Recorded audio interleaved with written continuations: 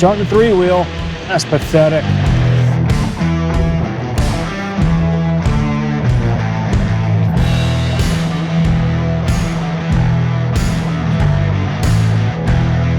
Hey guys, Patrick from Iron Rock Off-Road. Today, we're going to be talking about the JL Wrangler and JT Gladiator sway bar disconnecting links. So we've got our Rubicon on the RTI ramp here, and everything's still connected. We know we have the electronic disconnect, but we wanted to see what it'll do without it. Now, it's lifted and it's got the long arm, so it does pretty okay, but we know we can get way more out of this thing. Now, a lot of Rubicon owners are going to say, why would I need disconnecting links if I've got the electronic disconnect? Well, as good as that electronic option is from the factory, it's great. Push a button, go have some fun, and go about your day. If you go with the manual disconnect, you're going to get even more movement out of that suspension, because even though that sway bar is disconnected, the links are still connected to the axle, so it is still going to have limitations during articulation. So get those links out of there, we free it up even more. There's also another thing that you Rubicon owners, if you don't know, you will. If you keep that link disconnected and you really go max articulation on the trail, you can actually invert that link. Because I was inverted. Bullshit. That does not make for a lot of fun on the trail. So if we know we're getting after it, a manually disconnected link, that's going to give us more movement and a lot easier of a ride. All right, let's see what we can accomplish on the RTI ramp with electronic disconnect, disconnected, but still with links connected. Keep her going.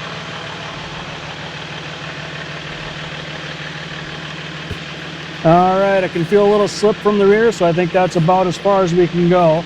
So let's take a look. All right, now that we're about as flexed out as we can get on the RTI ramp, let's take a look at the sway bar link. Now, it doesn't look terrible right here, but again, this is a controlled environment. We know things go a little bit harder on the trail, so we can see that this link is almost in line with the bar. In an off-road scenario where you're really getting after it, it's going to be nothing for this to go the other way, and now it's pointing out this direction, binding everything up, and you can't get it apart. It's a terrible situation. Easiest remedy, get disconnecting links. Yeah, here we go. So graceful. Nothing for this spring chicken. So we've seen what the JL Rubicon will do with the electronic disconnecting sway bar connected. We've seen what it will do when we push the button and disconnect it. Now we're going to see how we can improve it with these manually disconnecting links. Now it's also worth mentioning, this is not just a Rubicon thing. For those of you that don't have a Rubicon, don't have that electronic feature, this is a for sure must-have for the trail. But what we're showing you today is there's benefit for the Rubicon guys as well. So in our kit, we've got our links, we've got our high misalignment hourglass bushings, we've got disconnecting hardware, top and bottom, so that link will fully come off. And then we've got our mounting brackets to the axle. So we're going to do a little pre-assembly here, and we'll get it in the Jeep. All right, first things first, let's get the old ones out.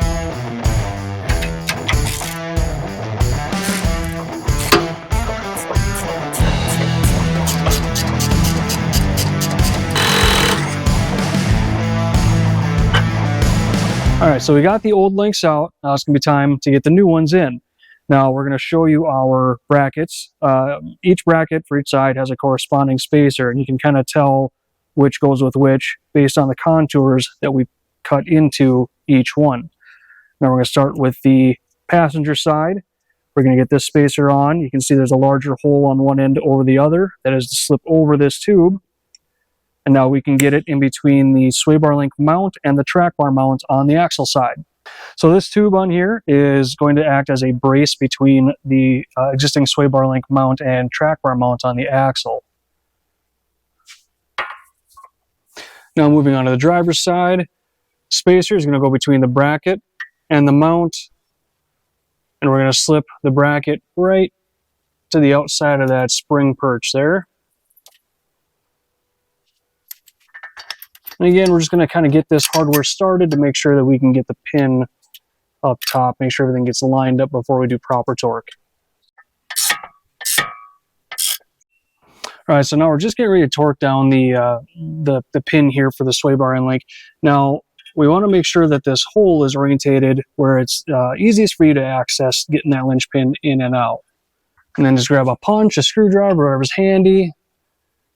Once you've got that orientation, and then go ahead and tighten her up.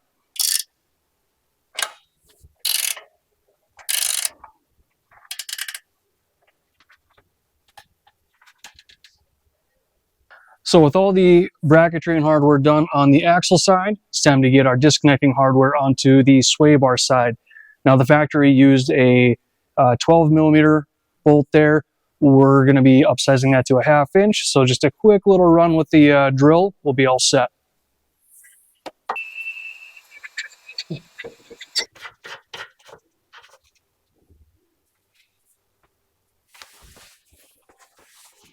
All the hardware is in place. We're ready to put the links back on, but we're gonna hit the RTI ramp first.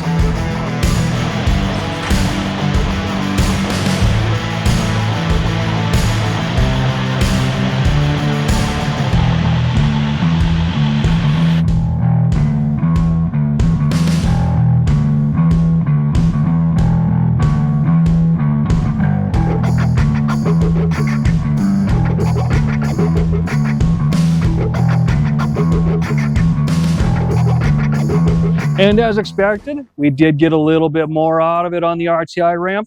And also, I would almost say equally important, we're at 0 risk of inverting that linkage. Inverted? Yes, ma'am.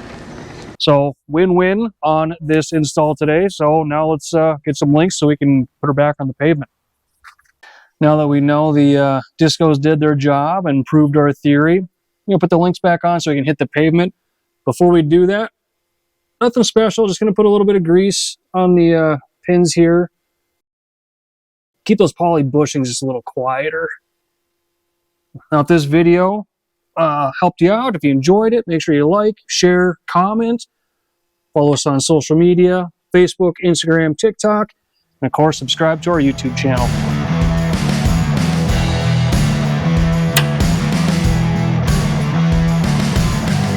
Oh yeah, you gotta record this, huh?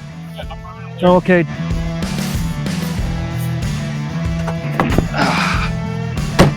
How's my hair?